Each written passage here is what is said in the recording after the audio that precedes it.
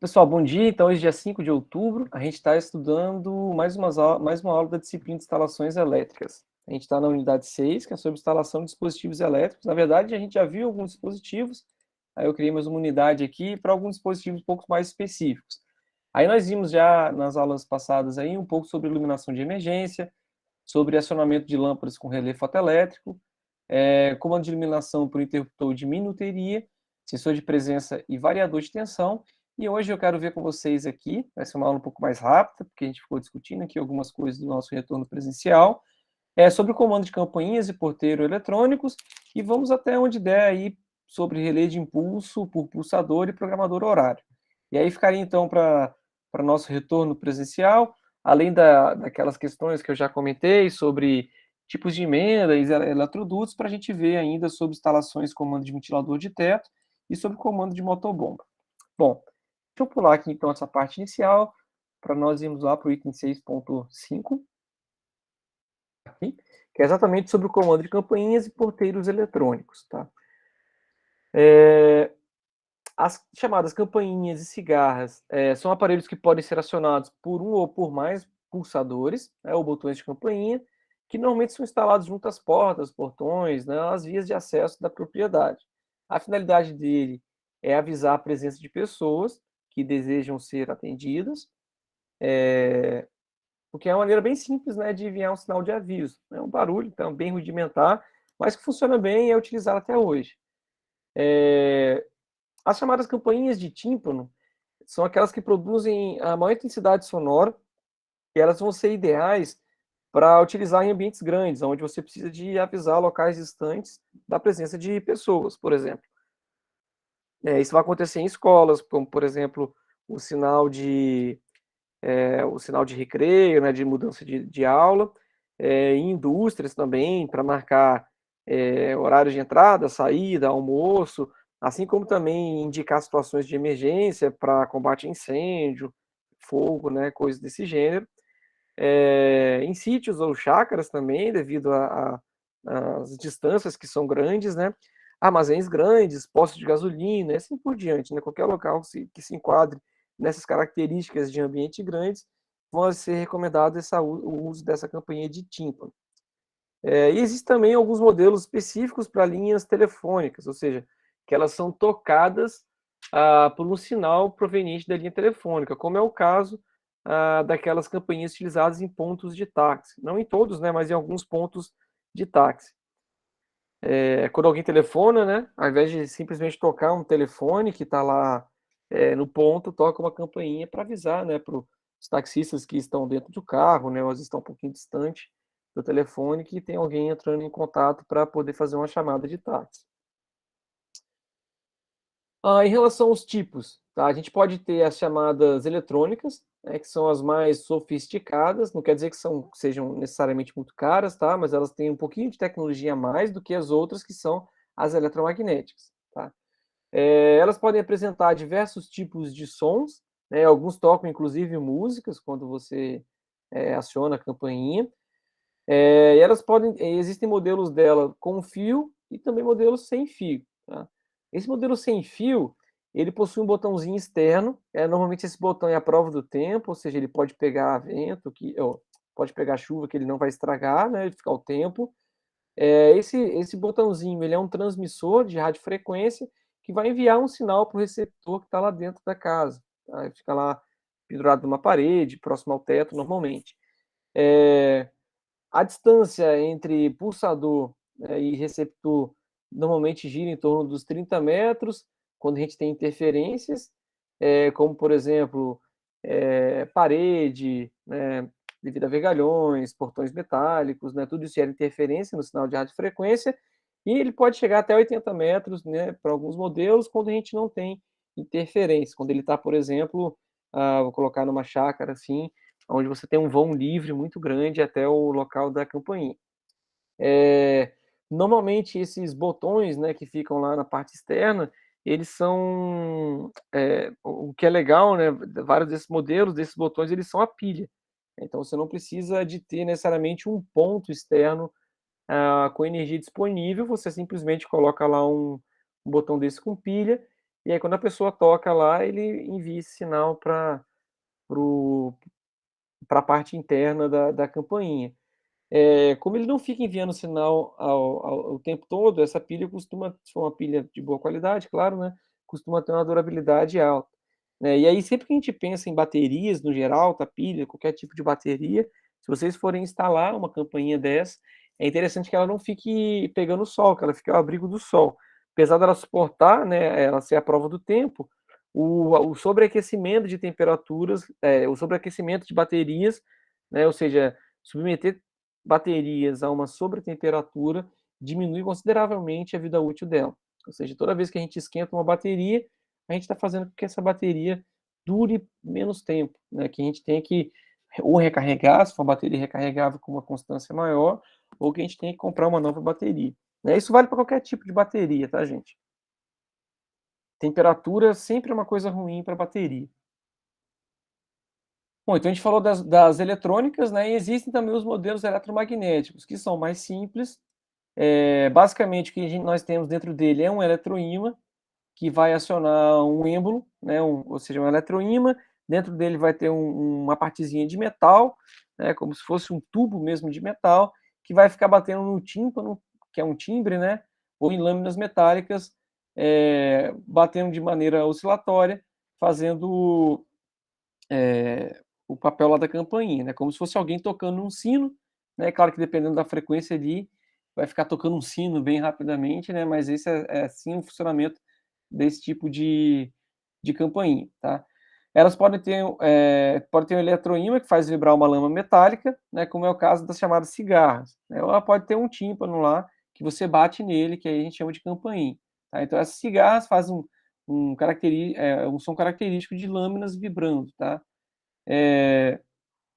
E as campainhas de tímpano, interessante que aquelas, né, recomendadas principalmente para ambientes grandes, elas podem produzir sons acima de 100 decibéis, tá? Que são os sons relativamente altos, né? Se a gente colocar isso dentro de uma casa, bem provavelmente vai incomodar bastante os usuários, tá?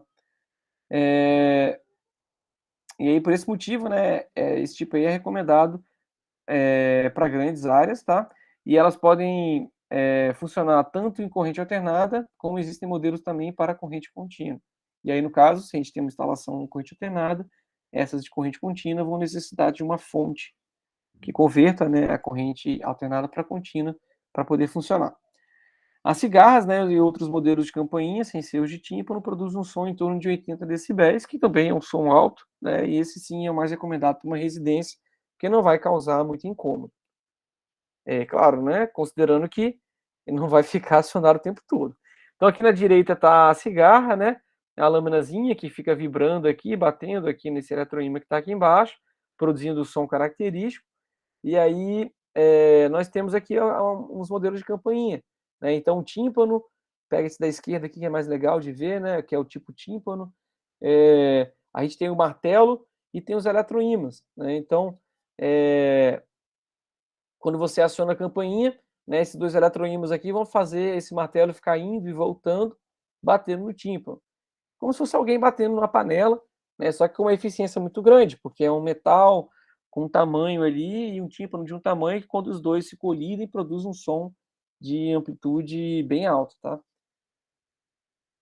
Esse é um experimento até simples de fazer, né, quem quiser montar uma campainha, fazer um uma maquete mesmo de uma campainha, é um circuito relativamente simples de montar, tá.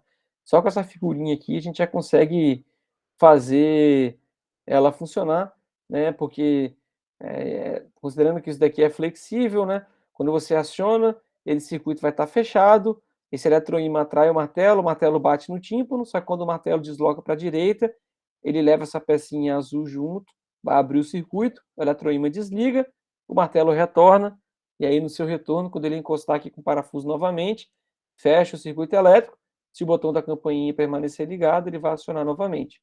É claro que isso daqui, esse movimento de ida e volta, ele é bem rápido, né? Então, às vezes, só de tocar na campainha lá, aquele pulso que você gera faz ela bater aqui diversas vezes.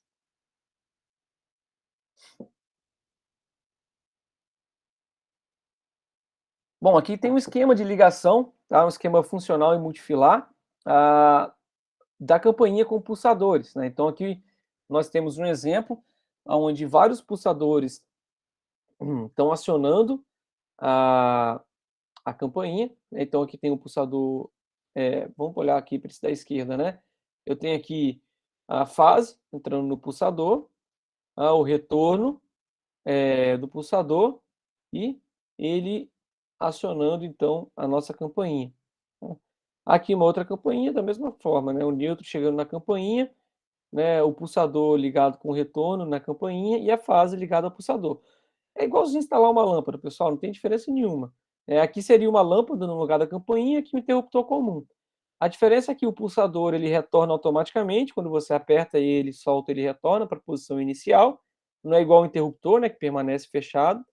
E aqui, ao invés de ligar uma lâmpada, vai ligar a fase, o neutro e o retorno na nossa cigarra ou na campainha, tá? Aqui seria o diagrama multifilar, né, de um botãozinho, tá, acionando uma ou duas cigarras, por exemplo, ou campainhas, né? E a diferença que tem em termos de simbologia, para a gente desenhar o diagrama unifilar, é que para representar que aquela fase, aquele retorno e aquele neutro pertence a um circuito de campainha, a gente desenha essa bolinha. Então, ao invés de desenhar o tracinho do neutro para cima, a gente desenha ele para baixo, com uma bolinha na parte de cima. A fase é um tracinho, com a bolinha em cima, e o retorno ele é meio tracinho com a bolinha em cima, tá? Então, saindo do quadro de distribuição, neutro, fase e proteção, eu levo o neutro para ambas as campainhas, então ele liga aqui e ele passa aqui para outra campainha. Eu sempre disponibilizo o condutor de proteção, né? Então está aqui o terra para as duas campainhas, e aí eu levo para o meu interruptor a minha fase da circuito de campainha e volto com o meu retorno, que vai ser ligado no A e A aqui, né? Nas duas cigarras que eu estou acionando simultaneamente. Um outro detalhe importante é que a simbologia do interruptor, né, ele também muda. Ele é um interruptor simples, que é aquela bolinha, só que ele tem um pontinho preto no meio para dizer que ele é um interruptor de campainha. Dificuldades nesse circuitinho aqui? Acho que não, né, galera? Então vou seguir aqui. Em locais onde há predominância de barulho, né, como acontece em algumas instalações industriais, e também, né, nas instalações industriais em residências, onde existe a presença de algum morador, né, com deficiência auditiva, ou seja, que não vai conseguir escutar essa campainha ou cigarra, a gente coloca junto com a campainha uma lâmpada, né, e aí quando alguém toca lá ou pulsa o sinal da campainha, a lâmpada vai acender lá enquanto o botão estiver pressionado, e a pessoa que não escuta a campainha, né, claro, se ela estiver olhando lá para o local onde nós instalamos a campainha e a lâmpada, ela vai perceber que tem alguém chamando lá no portão da casa. E aí o circuito é bem simples, né? Ao invés de a gente levar o retorno apenas para a cigarra, nós levamos ele também para a lâmpada, né? Ligamos a lâmpada e a cigarra em paralelo. Então aqui no nosso circuito, o nosso retorno agora dá igualzinho à figura anterior, mas o nosso retorno vai acionar uma lâmpada, que está aqui em um ponto de 100 VA, e também uma cigarra simultaneamente, ambas ligadas em paralelo. Em relação aos porteiros eletrônicos, que a gente vê, né, muito comumente em prédios, né, e nas casas também mais modernas, onde a pessoa normalmente não tem uma visão da rua, né, ela não consegue saber exatamente quem tocou uma campainha, às vezes ela tem interesse de colocar um porteiro eletrônico, às vezes o porteiro eletrônico inclusive com câmera, né, que ela consegue se comunicar com quem está lá fora e às vezes até enxergar quem está lá fora. Esses dispositivos, eles são constituídos de pelo menos 5 elementos básicos. O primeiro é o chamado módulo externo, que é o que o fabricante costuma colocar no manual como um nome de placa de rua, né, que é aquele painelzinho que fica instalado lá do lado de fora da casa, perto do portão, né, lá no muro. E dentro desse painel, nós vamos ter basicamente um microfone de eletreto, um alto-falante, então um microfone para a pessoa se comunicar que tem lá dentro, um alto-falante para ela escutar o que o morador está falando para ela, e um botão pulsador que vai se comunicar com a parte interna para avisar, né, que tem alguém lá fora querendo conversar com ele, né, chamando pelo porteiro. E aí, se for um porteiro coletivo, né, no caso de apartamentos, por exemplo, onde a gente tem uma única placa externa, né, um único módulo externo, que pode se comunicar com diversos apartamentos diferentes, a gente vai ter lá uma quantidade de botões de acordo com o número de apartamentos que a gente tem naquela unidade. Um outro elemento é o interfone base, que pode ser de 2 ou 3 fios, que é um aparelho de comunicação que fica lá do lado de dentro, né? Que é utilizado pelo morador para se comunicar com o visitante, que se encontra na porta ou no portão de entrada. Através desse interfone base, que ele pode fazer, então, a abertura e o fechamento do portão, né, se esse portão possuir uma fechadura eletromagnética. Então, já faço aqui um parêntese, que não é obrigatório para o porteiro eletrônico ter a fechadura eletromagnética. Entretanto, né, é muito mais cômodo, né, uma vez que você vai instalar o porteiro eletrônico, você instalar juntamente a ele a fechadura eletromagnética, e aí você pode, né, após comunicar com quem está lá do lado de fora da casa, abrir um portão à distância. A gente tem o interfone de extensão, que ele é opcional, né, ou seja, ao invés de ter um único interfone base interno, nós podemos ter diversos, né? Como, por exemplo, quando a gente tem uma casa de 2 pavimentos, para não colocar um único interfone no primeiro pavimento, e aí caso alguém esteja no pavimento de cima ter que descer um lance de escadas para acessar o interfone, é comum a gente colocar essa extensão, que aí a pessoa, né, de qualquer um dos 2 pavimentos consegue conversar com quem está lá fora e também, fazer o acionamento, do portão, né, de abertura do portão, caso, né, tenha fechadura eletromagnética. Nós temos a fechadura eletromagnética, que ela vai ser opcional, né, conforme eu disse, que aí através do nosso porteiro, do nosso telefone base ou das extensões, a gente pode abrir automaticamente o portão, onde está instalada a fechadura. Isso.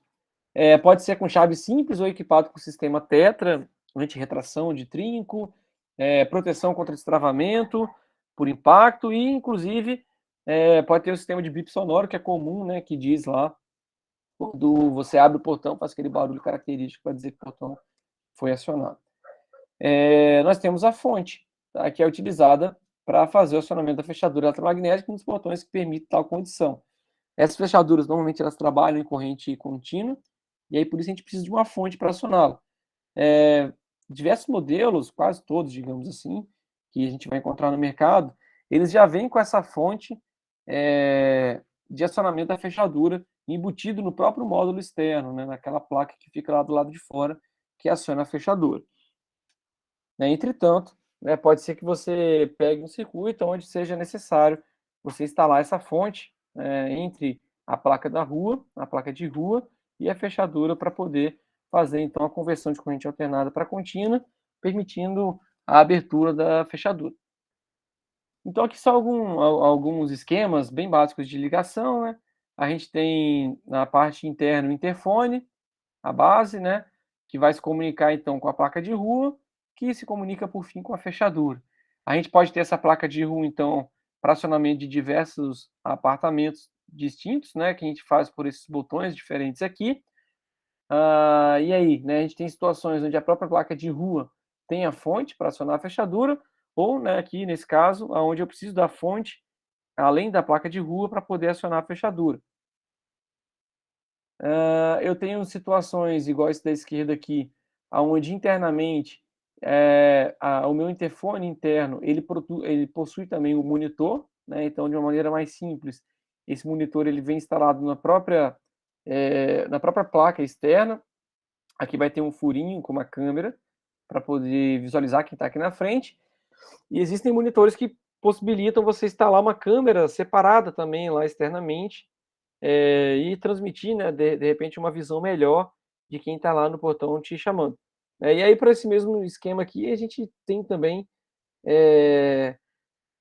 a gente pode ter também, né, vários botões de acionamento na placa da rua, tá?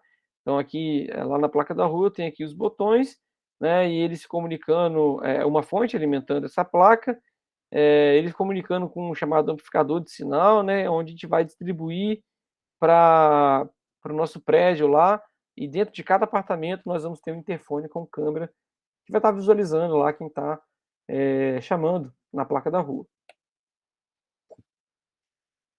E a gente pode ter aqui também, né, situações onde a gente tem mais de uma tranca, né, a gente tem mais de uma placa de rua e a gente tem mais de um bloco de apartamentos, né, e aí a gente vai ter uma chamada central que vai concentrar todas essas informações, ou seja, todos os blocos vão estar ligados à central, todas as placas de rua vão estar ligadas também à central e, dependendo do bloco onde você se encontra, você consegue acionar, né, a fechadura da placa de rua 1 ou 2, né, e essas fechaduras estão interligadas, então, com as trancas a quais elas estão comandando. Só uma observação, né, em relação à quantidade de fios que passa aqui, né, a gente pode ter algumas alterações entre um fabricante e outro, e aí sempre que a gente vai instalar um equipamento desse, a gente faz então uma consulta ao manual do fabricante para entender como é que a gente deve conectar, a tranca com a placa de rua e a placa de rua com uma central, né, ou diretamente a placa de rua com o interfone base interno, e como que eu faço para conectar as extensões, né, se for necessário. Bom, vou seguindo, hein, galera. Ninguém perguntou nada, tô indo embora, hein? Tá tranquilo. Beleza. E no tópico 6.6, a gente vai ver um pouquinho sobre os chamados relé de impulso por pulsador e também sobre o programador horário. Tá? Esse relé de impulso por pulsador, ele vai possibilitar o comando da carga de múltiplos pontos, tá, ou locais diversos, assim como nós fazíamos com o interruptor paralelo ou interruptor intermediário, a gente pode utilizar o relé de impulso ou por pulsador. Tá? E aí ele vai apresentar uma vantagem enorme em relação aos interruptores tradicionais, paralelos intermediários, porque a gente vai precisar de uma quantidade bem menor de fios, tá? A instalação dele é relativamente simples, o comando é feito através de pulsadores, né? E por ser pulsadores, eles se caracterizam como circuitos de comando, né? E aí a gente pode utilizar, no caso desses circuitos, condutores de seções de 0,5 milímetros quadrados, que são condutores bem baratos, né? E por também utilizar uma quantidade menor de fios, a sua instalação ser mais rápida, a gente acaba economizando também com mão de obra, né? Dado que o eletricista vai gastar menos tempo para poder instalar esses dispositivos, tá? Esse tipo de relé ele pode ser encontrado com comando centralizado, né, permitindo a existência de um impulso mestre que atua sobre outros impulsos, né, ou seja, um cara que vai funcionar para diversas cargas. E pode ser mono, pode ser bi, pode ser tripolar, e também pode ser de um tipo específico para quando a gente faz comando centralizado. Em relação ao seu funcionamento, ele pode ser ainda ter o seu funcionamento interno eletromagnético ou eletrônico.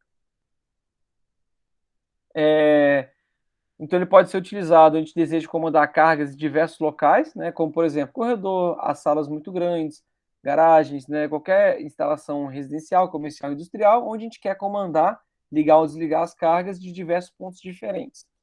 Ele vai apresentar algumas vantagens adicionais, como, por exemplo, existem modelos para a gente utilizar em instalações self, que é instalações de segurança extra em baixa tensão, né, que é quando a gente faz um comando por tensões menor do que 12 volts, então em alguns locais normalmente mais perigosos, do nível de tensão mais elevado, esse cara permite a utilização em extra baixa tensão, que é muito bom.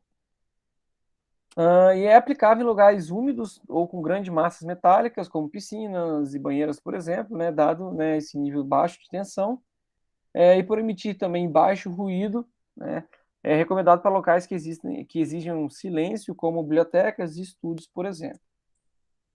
O relé de impulso, abreviando ele por RI, quando ele é inserido a um circuito, ele tem as características de mudar a posição ou estado, ou seja, de aberto para fechado ou de fechado para aberto, com apenas um pulso de tensão em seus terminais, tá? Que a gente chama de A1, A2 ou AB. A bobina recebe um impulso de tensão por um pequeno espaço de tempo, permanecendo desenergizada no restante do tempo. Ou seja, quando a gente aperta um pulsador, a gente, ele vai ligar a lâmpada se ela estiver desligada e vai desligar a lâmpada se ela estiver ligada. É simples assim, né? Então a gente pode ter uma instalação nesse formato aqui. Por exemplo, eu tenho aqui um relé de impulso unipolar, que ele tem apenas um polo. Como é que funciona a ligação dele? Eu vou ligar no meu relé, que está aqui dentro dessa caixinha, a minha fase, tá? E vou ligar nele também o meu neutro. Depois, eu pego a minha fase e levo para todos os pulsadores, tá? Então, aqui eu tenho um, um relé de impulso, né? Que vai comandar essa lâmpada, né? E quem é que vai ligar e desligar essa lâmpada? São esses diversos botões pulsadores. Então, aqui eu tenho um hall de um hotel, por exemplo, né? E aqui eu tenho esses botões pulsadores. E aí, dos botões pulsadores, vai entrar a fase e vai voltar o retorno. Todos os retornos são interligados, né, e vão lá até o nosso relé de impulso. O relé de impulso, ele vai sair dele um retorno que vai para a nossa lâmpada. Ou seja, quem liga e desliga a lâmpada é o relé de impulso. Qual que é a função dos pulsadores? Ele vai sempre mandar um pulso para o relé. O relé que está controlando a lâmpada. Então, quando chega um pulso no relé, se ele mandou, ele sabe, né? Digamos, ele tem uma memória que pode ser mecânica, no caso dos eletromagnéticos, ou pode ser uma memória eletrônica, no caso dos relés de impulso eletrônico. Ele sabe que a lâmpada está ligada. Quando chega um pulso, ele vai desligar. Chegou um novo pulso, ele liga. Então, independente de onde você pressiona aqui o pulsador, ele vai sempre, a gente fala, inverter o estado de funcionamento da lâmpada. Desculpa, Adriel, só vi sua mensagem agora. O laranja é aqui desse desenho mesmo?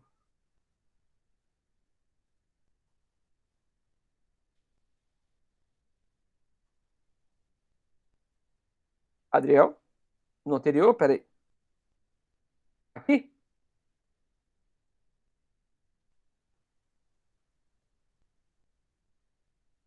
Deixa eu tentar dar um zoom aqui. Opa, desculpa, gente.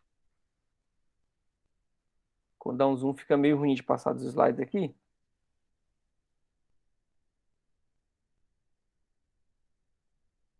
Peraí, deixa eu me perdi aqui, Adriel. Aqui.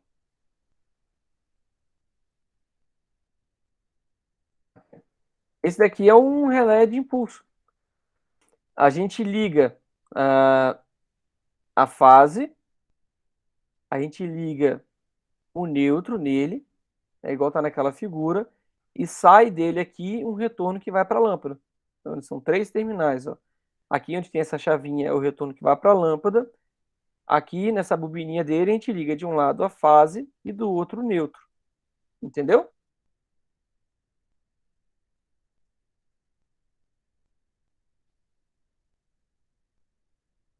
Beleza. É porque ele parece diversos componentes, né? Que ele tem aquela cara de relezinho de carro, inclusive. E ele está exatamente aqui, ó. Entra nele o neutro, entra nele a fase e sai dele o retorno que vai para a lâmpada, que é esse vermelhinho aqui. Entendeu? Apesar de ter um monte de fios aqui desenhado, né? Se a gente observar aqui, são esses fios aqui. Ah, e além disso, né? Vai aqui o pulsador, né? Que liga o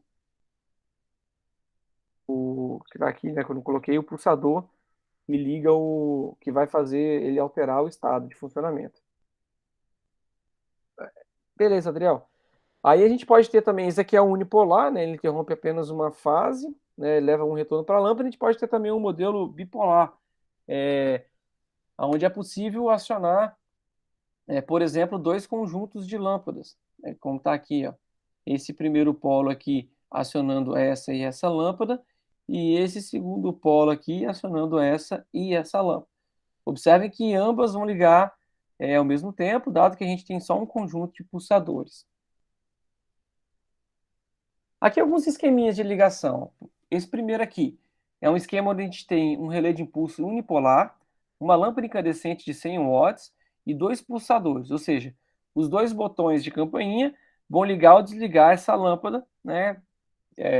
Se ela estiver ligada, eu apertar desliga, se ela estiver desligada, eu apertar liga. O esquema de ligação é esse daqui, olha. Eu vou com as fases para os meus interruptores, pulsadores, e deles levo os retornos até a bobininha do nosso relé, é, de impulso. A minha fase, eu também levo ela direto para o meu relé de impulso, para a chavinha do relé de impulso, e sai dele, então, o retorno que vai para a lâmpada, e do outro lado eu ligo o meu neutro, né, do outro lado da bobininha do relé de impulso, né, e também do outro lado da minha lâmpada. É um esquema bem simples. E eu já faço uma observação. Esse relé de impulso ele tem uma bobininha de funcionamento, então prestar sempre muita atenção na tensão de funcionamento do relé de impulso. Se você tem uma rede onde fase neutro é 127 volts, você tem que ter obrigatoriamente o relé de impulso 127. Uma rede onde fase neutro é 220, a gente vai ter que ter obrigatoriamente o relé de impulso cuja tensão de bobina é 220. Aqui o esquema unifilar, basta a gente seguir aqui o nosso diagrama multifilar. Então, eu levo a fase até os interruptores de campainha, que aqui está sendo representado apenas um nessa imagem, tá? Então, desço aqui com a minha fase até o interruptor de campainha, saio dali com o retorno, que é ligado na nossa bobininha, que está, nesse caso aqui, lá atrás, está vendo o relé de impulso? Então, o retorno vai até a bobininha. Depois da bobininha, né, onde está o relé de impulso, vem mais um retorno, que é esse segundo retorno aqui, até a nossa lâmpada. Além disso, eu devo levar o neutro para a lâmpada e também levo o neutro para o relé de impulso. E para finalizar a ligação, o meu condutor fase também tem que estar chegando no relé de impulso, então eu sigo com a minha fase por aqui até o meu relé de impulso.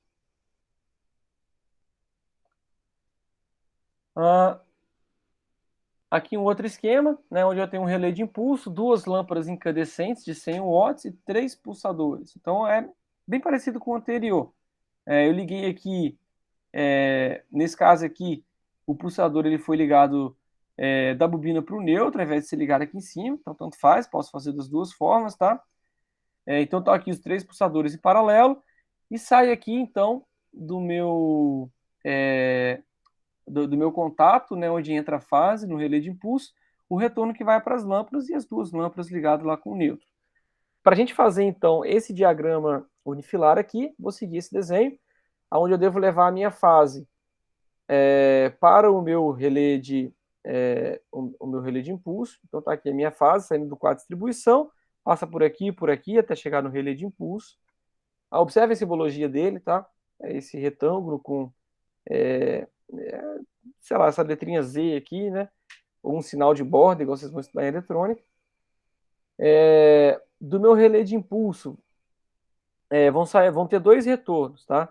Um retorno que vai para os pulsadores, então um retorno que vai para cada pulsador, então um para esse e um para esse.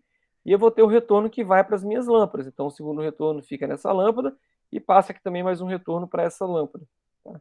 Além disso, eu devo levar o meu condutor neutro para as duas lâmpadas e também para os meus três pulsadores. Então, o meu neutro vai passar aqui para ligar nas duas lâmpadas e ele desce por aqui para esse pulsador, também por aqui para esse pulsador e, por fim, por aqui para esse último pulsador. E aí, mais um esqueminha aqui, né? Agora eu tenho aqui um relé de impulso unipolar, com três lâmpadas incandescentes de 100 watts, tensão de 127 volts e quatro pulsadores. Agora aqui os pulsadores ligados na fase. Então entra a fase nos quatro pulsadores, sai o retorno, que vai lá para o relé de impulso, a fase também liga no relé de impulso, o neutro também direto no relé de impulso, e do relé de impulso vão sair os retornos das lâmpadas, que estão aqui as três lâmpadas ligadas em paralelos e também conectados ao terminal delas no neutro. Transcrevendo isso daqui para o nosso diagrama unifilar da direita, eu saio do quadro de distribuição com neutro, fase e terra, levo terra para as três lâmpadas, levo neutro para as três lâmpadas e levo o neutro para onde está instalado o meu relé de impulso. Então, meu neutro passa aqui e chegou aqui no meu relé de impulso.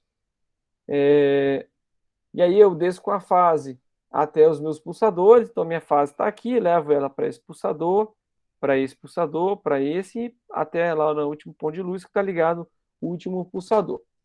Depois eu conecto todos os meus retornos dos pulsadores e ligo no meu relé de impulso. Então está aqui, o primeiro retorno sobe para o relé de impulso, o segundo, aqui eu emendo os dois e subo também para o relé de impulso, e aqui eu desço, subo, né, perdão, para o relé de impulso, emendo todo mundo aqui e ligo lá no meu relé de impulso. E para finalizar, sai do relé de impulso, aqui no terminal 2, o retorno das lâmpadas. Então o segundo retorno aqui é o retorno das lâmpadas, que eu vou ligar aqui, passo por esse eletroduto, liga aqui e passo também por esse eletroduto, ligando ele aqui. Então, aqui um diagrama unifilar, na situação de eu ter um relé de impulso, comandando três lâmpadas que estão ligadas em paralelo, sendo acionado por quatro pulsadores diferentes. Então, qualquer um desses pulsadores aqui vai sempre inverter o estado das 3 lâmpadas ao mesmo tempo.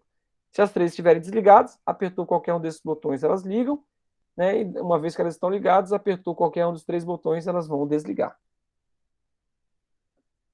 E para a gente finalizar no último assunto que nós vamos ver hoje, vou falar aqui então rapidamente sobre o chamado programador horário.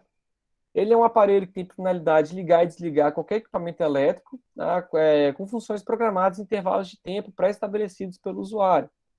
Para a gente atender diversas situações e aplicações aí que a gente tem, onde a gente precisa de acionar cargas em alguns horários e desligar em outros.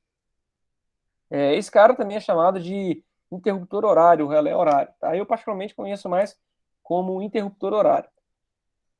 Os programadores horários eles vão poder ser analógicos ou digitais em relação ao funcionamento. Vou mostrar a figurinha. E eles podem ser pode ter uma programação diária, ou seja, ele ser de 24 horas, pode ser semanal, multifuncional e semanal, e diário, semanal. Ele pode ter diversas combinações aí, né, de acordo com a programação dele. Normalmente os digitais eles são mais flexíveis para a gente conseguir fazer as programações, e aí os analógicos eles vão ser mais rígidos em termos de horário de funcionamento. Então tá aqui, né, a diferença do digital, que a gente tem lá um displayzinho, onde a gente consegue programar aqui as funções, os horários que a gente quer que ela carga fique ligada e os horários que ela fica desligada. Nós temos programadores horários que tem nele próprio uma tomada para acionar qualquer tipo de carga, e nós temos os programadores horários que são analógicos, que tem esses reloginhos aqui, que a gente usa para programar o horário que a carga vai ser acionada e o horário que ela vai ser desligada.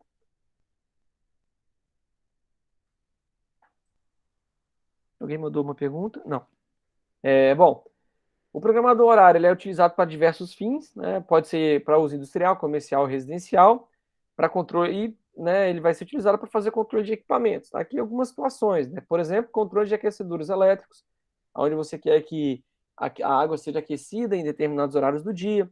Para irrigação é comum, né? Então casas, sítios onde você tem plantações, né? Ou casas que têm gramados com extensões grandes ou jardins que devem ser regados regularmente, você consegue programar um programador desse, né, um programador horário desse para poder ligar o seu sistema de irrigações através de eletroválvulas em determinados horários do dia, para refrigeração, sistema de tratamento de água de piscina, automação de comedouros, iluminação de granjas, pré-aquecimento de máquinas.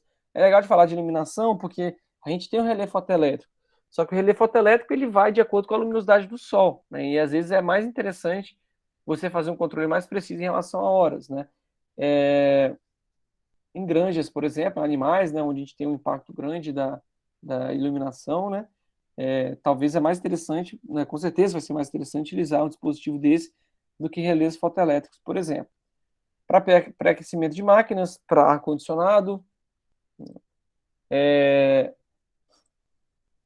para programar, por exemplo, acendimento de lâmpada da varanda ou do jardim todas as noites, só das 18 às 22, ou seja, não vai ficar até o outro dia quando amanhecer. Para programar acendimento de vitrines de lojas, por exemplo, à noite também, das 6 até as 23, que é, por exemplo, no momento que ela fica aberta.